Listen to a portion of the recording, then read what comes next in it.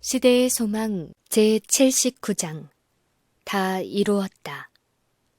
그리스도께서는 당신이 이루러 오신 사업을 완수할 때까지는 숨을 거두지 않으시다가 임종을 하시면서 다 이루었다고 부르짖으셨다. 싸움은 승리로 끝났다. 그분의 오른손과 거룩한 팔이 그분으로 승리하게 했다. 그분은 정복자로서 당신의 깃발을 영원한 고지 위에 꽂으셨다. 천사들이 기뻐하지 않았겠는가? 온 하늘은 구주의 승리의 계가를 불렀다. 사단은 패배했다. 그는 자기의 나라를 잃어버렸다는 것을 알았다.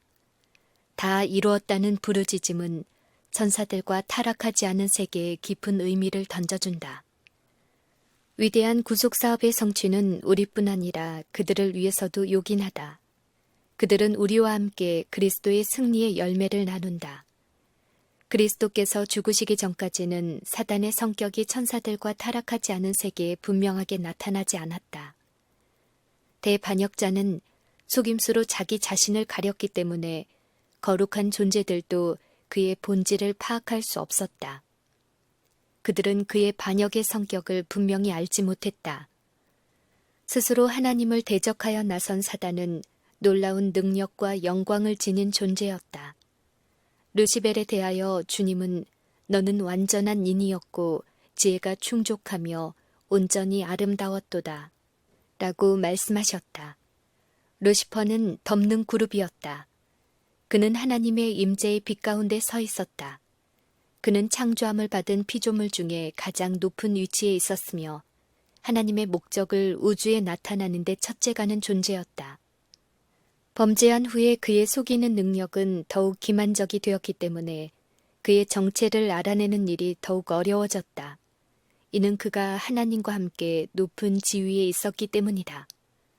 사람이 조약돌을 땅에 던지는 것처럼 하나님께서는 사단과 그의 동조자들을 쉽게 멸망시킬 수 있었으나 그렇게 하지 않으셨다. 반역을 힘으로 정복해서는 안 된다. 무력으로 강요하는 일은 사단이 통치하는 곳에서만 찾을 수 있는 것이다. 주님의 통치 원칙은 이런 것이 아니다. 하나님의 권위는 선과 자비와 사랑의 기초를 두고 있으며 우리가 사용할 수 있는 방법은 이러한 원칙들을 제시해 주는 것이다. 하나님의 정부는 도덕적이며 진리와 사랑이 그 보편적인 힘이 되어야 한다. 모든 일을 영원한 안전의 토대 위에 놓는 것이 하나님의 목적이므로 하늘회의에서는 사단에게 그의 정부 조직의 기초가 되는 원칙을 발전시킬 시간을 주기로 결정했다. 사단은 그것이 하나님의 원칙보다 더 훌륭하다고 주장하였다. 그러므로 하늘 우주가 볼 수 있도록 사단의 원칙을 실행해 볼 수 있는 시간이 주어졌다. 사단이 사람들로 하여금 범죄하게 했으므로 구속의 경륜이 가동되었다. 4000년 동안 그리스도께서는 인류를 향상시키기 위하여 애쓰셨으며 사단은 인류를 멸망시키고 타락시키기 위하여 노력해왔다. 그리고 하늘 우주는 이 모든 것을 바라보았다.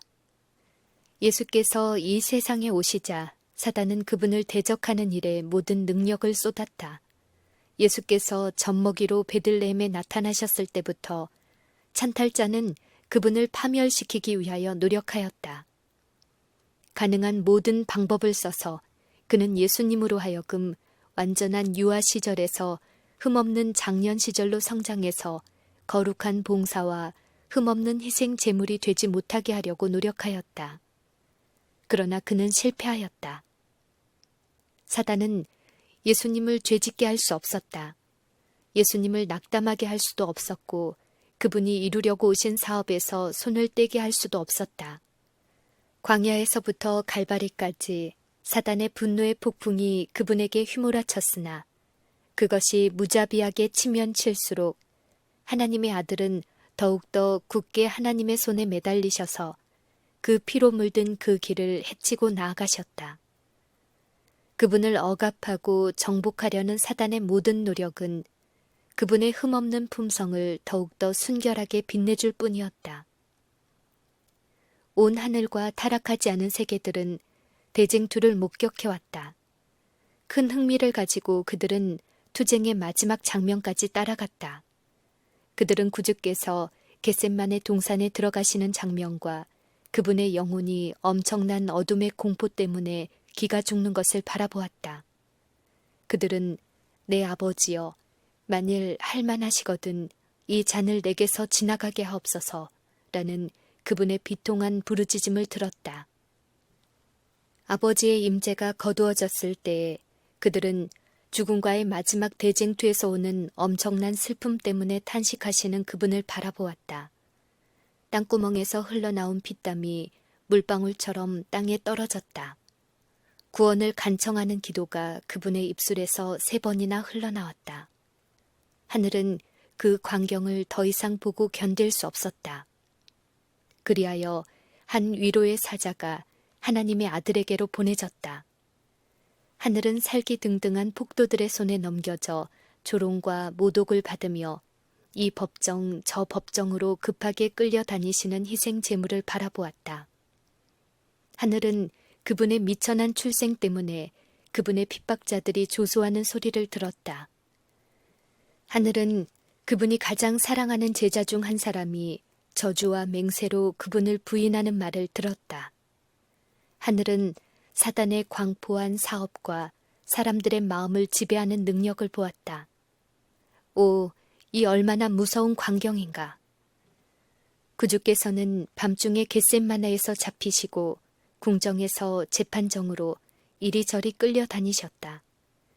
그분은 제사장들 앞에서 2번, 산헤드린 앞에서 2번, 빌라도 앞에서 2번, 헤롯 앞에서 1번 신문을 받으셨다. 그분은 또한 조롱을 당하시고 채찍에 맞으시고 정죄를 받으신 다음에 예루살렘의 딸들의 통곡과 잡다한 무리들의 조롱을 들으면서 무거운 십자가를 지고 그 십자가에 못 박히기 위하여 나아가셨다. 상처난 관자놀이에서 피가 흐르고 이마는 피땀으로 범벅이 된 채 십자가에 달리신 그리스도를 하늘은 슬픔과 경탄으로 바라보았다. 그분의 손과 발에서 흐르는 피가 십자가를 세우기 위하여 뚫어놓은 바위 위에 방울방울 떨어졌다. 못 박힌 상처들은 몸무게를 견디지 못해 크게 찢어졌다. 그분의 영혼이 세상의 죄짐에 눌려 허덕일 때 몰아쉬는 호흡은 점점 빠르고 깊어만 갔다. 그리스도께서 무서운 고통 가운데서 아버지여, 저희를 사하여 주옵소서, 자기의 하는 것을 알지 못함이니이다 라고 기도하실 때 온 하늘은 경탄으로 충만하였다. 그러나 그곳에는 하나님의 형상으로 지음을 받은 사람들이 하나님의 독생자의 생명을 해치는 일에 가담하고 있었다. 이것이야말로 하늘 우주 거민에게 얼마나 놀라운 광경이었겠는가.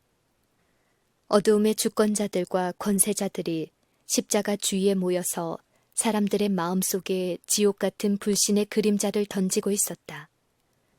주께서 이들을 창조하셔서 그분의 보좌 앞에 서게 하였을 때 그들은 아름답고 영광스러웠다. 그들의 사랑스러움과 거룩함은 그들의 높은 지위와 조화되었다. 그들은 하나님의 지혜로 부요하였고 하늘의 갑옷을 입고 있었다. 그들은 여호와의 사신들이었다. 그러나 이 타락한 천사들이 한때 하늘 궁정에서 섬기던 영광스러운 스랍이었다는 것을 그 누가 알 수 있었겠는가. 사단의 대리자들은 백성들로 하여금 그리스도를 죄인의 괴수로 믿게 하고 그를 증오의 대상으로 삼는 일에 악인들과 동맹하였다. 그리스도께서 십자가에 달리셨을 때에 그분을 조롱하던 자들은 최초의 대반역자의 정신으로 물들어 있었다. 사단은 그들을 비루하고 야비한 말로 가득 채웠다. 그는 그들로 하여금 조롱을 퍼붓도록 고무시켰다. 그러나 이 모든 것으로 그는 아무것도 얻지 못했다. 그리스도에게서 단 한 가지 죄라도 발견되거나 그분이 무서운 고문을 피하기 위하여 어느 한 조목에서라도 사단에게 굴복하셨더라면 하나님과 인류의 원수는 승리를 거두었을 것이다. 그리스도께서는 머리를 숙이고 운명하셨으나 그분은 당신의 믿음을 굳게 붙잡으시고 하나님께 복종하셨다. 내가 또 들으니 하늘에서 큰 음성이 있어 가로되 이제 우리 하나님의 구원과 능력과 나라와 또 그의 그리스도의 권세가 이루었으니 우리 형제들을 참소하던 자, 곧 우리 하나님 앞에서 밤낮 참소하던 자가 쫓겨났고 사단은 자기의 가면이 벗겨진 것을 알았다. 그의 통치는 타락하지 않은 천사들과 하늘 온 우주 앞에 공개되었다. 그는 살인자임이 판명되었다. 하나님의 아들의 피를 흘림으로써 그는 더 이상 하늘 존재들의 동정을 받을 수 없게 되었다. 그때부터 그의 사업은 제한을 받았다. 그가 어떤 태도를 취하든지 간에 그는 더 이상 하늘 궁정에서 내려오는 천사들을 기다렸다가 그들 앞에 죄로 인해 검고 불결해진 옷을 입고 있는 그리스도의 형제들을 고소할 수 없다. 사단과 하늘 세계 사이에 연결되어 있던 마지막 동정의 고리가 끊어졌다. 그럼에도 불구하고 사단은 그때에 파멸되지 않았다. 천사들은 그때에도 대쟁투에 포함되어 있는 모든 것을 다 깨닫지는 못했다. 문제가 되고 있는 원칙들이 더욱 분명하게 나타나야만 했다. 인류를 위해서도 사단은 계속 존재해야 했다.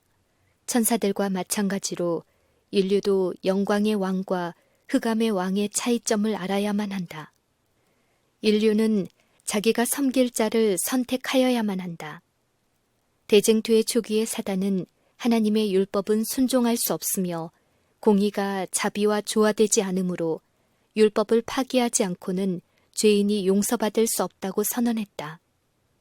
모든 죄는 반드시 형벌을 받아야 하는데 만일 하나님이 죄의 형벌을 면제해 준다면 그분은 진리와 공의의 하나님이 될 수 없다고 사단은 주장하였다. 사람들이 하나님의 율법을 범하고 그분의 뜻을 대항할 때 사단은 기뻐 날뛴다. 사람은 율법을 순종할 수 없으므로 용서받을 수 없음이 입증되었다고 그는 선언한다. 사단은 자기가 반역한 후에 하늘에서 추방당했기 때문에 사람들도 하나님의 은총에서 영원히 제거되어야 마땅하다고 주장하였다. 그는 하나님께서 아직도 죄인들에게 은혜를 나타내고 계시므로 그분은 공의로우실 수 없다고 주장하였다.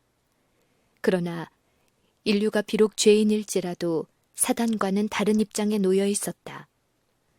루스벨은 하늘에서 하나님의 영광의 빛 가운데서 범죄했다. 지음을 받은 어떤 다른 존재들에게도 나타난 일이 없는 하나님의 사랑의 계시가 그에게 주어졌다. 사단은 하나님의 품성을 이해하고 그분의 선하심을 알면서도 자기 자신의 이기적이고 독자적인 생각을 따르기로 선택했던 것이다. 이 선택은 그에게 결정적인 것이었다. 더 이상 하나님께서 그를 구원하기 위하여 하실 수 있는 일이 없었다. 그러나 인류는 속임을 당했으며 사단의 궤변에 의하여 그들의 마음이 어두워졌다. 사람들은 하나님의 사랑의 높이와 깊이를 알지 못했다. 인간에게는 하나님의 사랑을 알 수 있는 희망이 있었다. 하나님의 품성을 바라봄으로 인류는 다시 하나님께로 돌아갈 수 있었다.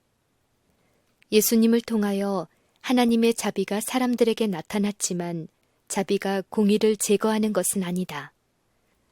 율법은 하나님의 성품의 특성을 나타내고 있으므로 타락한 인류에게 알맞게 1.1획이라도 변경할 수는 없는 것이다. 하나님께서는 당신의 율법을 변경하지 않으셨으나 인류의 구속을 위하여 그리스도 안에서 당신 자신을 희생하셨다. 하나님께서 그리스도 안에 계시사 세상을 자기와 화목하게 하셨다.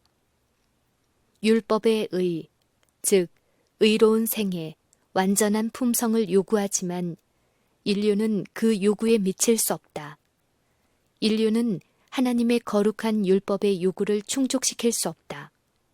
그러나 그리스도께서는 인간으로서 지상에 오셔서 거룩한 생애를 사시고 완전한 품성을 개발시키셨다. 그리스도께서는 그것을 받고자 하는 모든 자들에게 값없이 선물로 주신다. 그분의 생명은 사람들의 생명을 대신하신다. 그리하여 그들은 하나님의 관용을 통하여 과거의 죄를 용서받는다. 뿐만 아니라 그리스도께서는 하나님의 속성을 사람들에게 불어넣으신다. 그분은 인간의 품성을 거룩하신 하나님의 품성을 따라 형성하여 영적인 힘과 아름다움을 지닌 훌륭한 건물이 되게 하신다.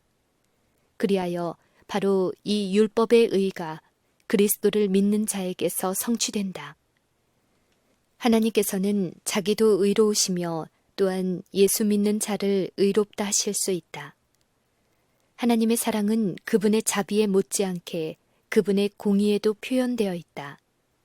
공의는 그분의 보좌의 초석이며 그분의 사랑의 열매이다. 진리와 공의로부터 자비를 분리시키려는 것이 사단의 목적이다. 사단은 하나님의 율법의 의가 평화의 적이 된다는 것을 밝혀보려고 애써왔다. 그러나 하나님의 계획에는 이것들이 서로 분리될 수 없도록 단단히 결합되어 있으므로 전자는 후자 없이 존재할 수 없다는 사실을 그리스도께서 보여주셨다.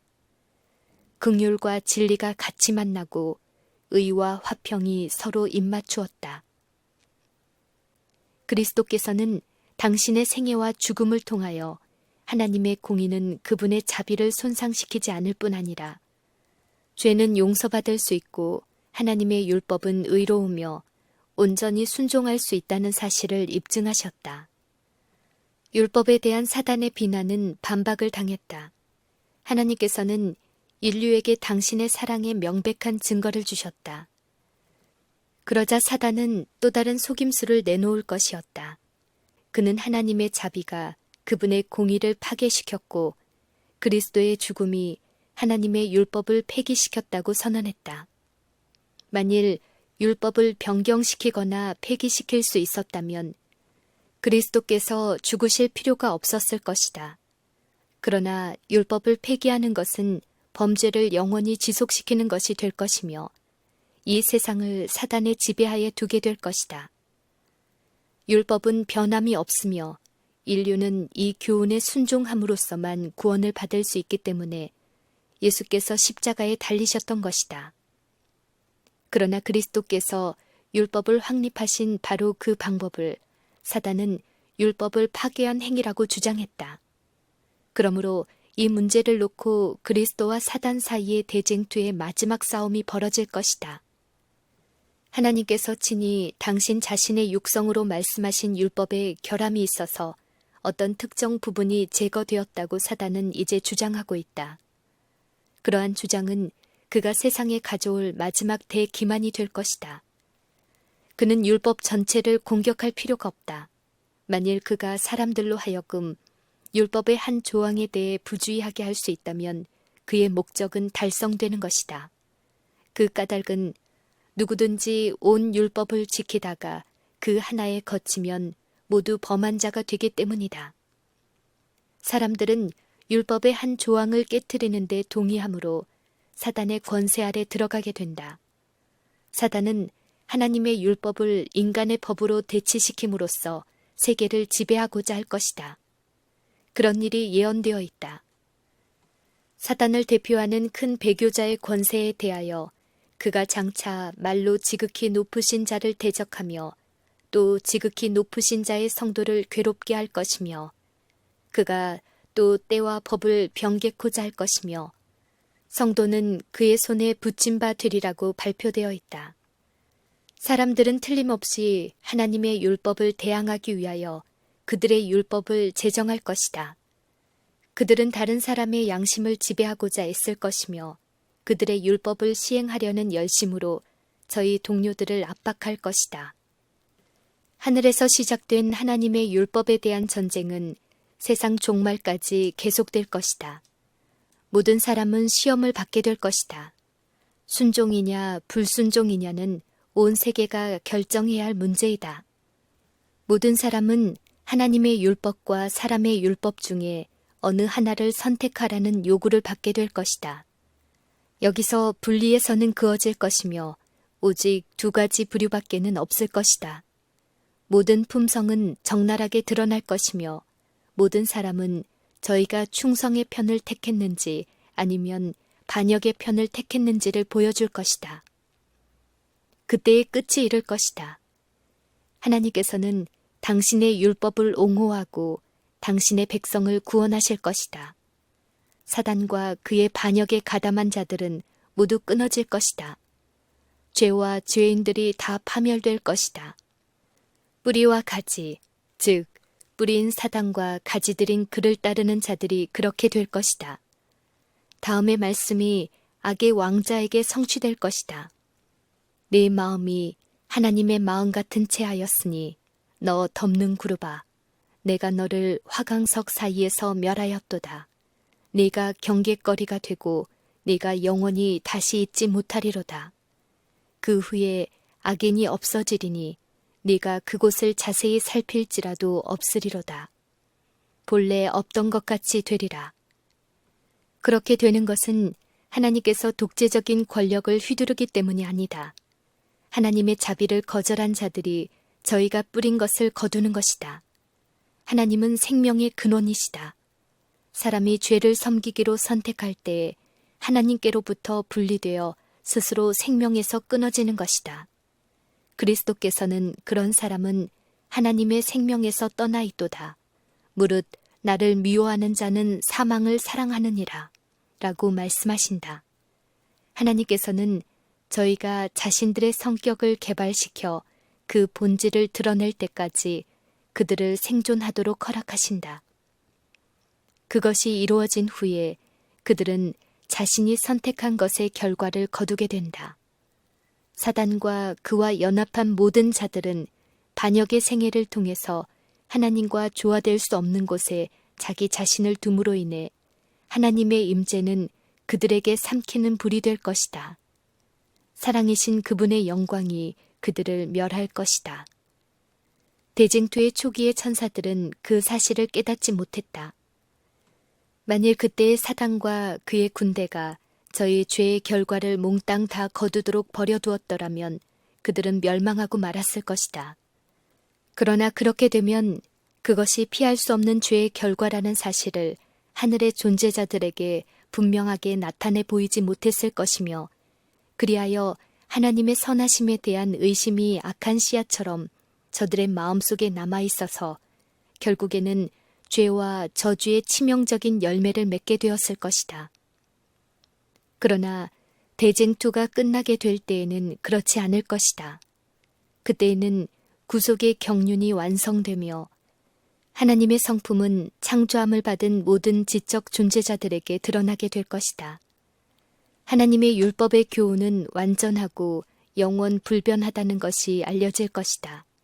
그때의 죄는 그 본성을 드러내고 사단은 그의 성격을 드러내게 될 것이다. 그때의 죄가 근절됨으로 인하여 당신의 뜻을 행하기를 즐거워하고 저희 마음속에 당신의 율법이 있는 우주의 거민들 앞에서 하나님의 사랑이 옹호되고 그분의 영광이 확립될 것이다. 그러므로 천사들이 구주의 십자가를 바라보고 기뻐하는 것은 당연하였다. 왜냐하면 저희가 그때 모든 것을 다 이해하지는 못했지만 그들은 죄와 사단의 멸망이 영원히 확실해졌다는 것과 인류의 구속이 보장되었다는 것과 이 우주가 영원히 안전하게 되었다는 것을 알았기 때문이다. 그리스도 자신은 갈바리에서 이루신 희생의 결과를 충분히 이해하셨다. 그분은 이 모든 것을 내다보시고 십자가 위에서 다 이루었다고 부르짖으셨다.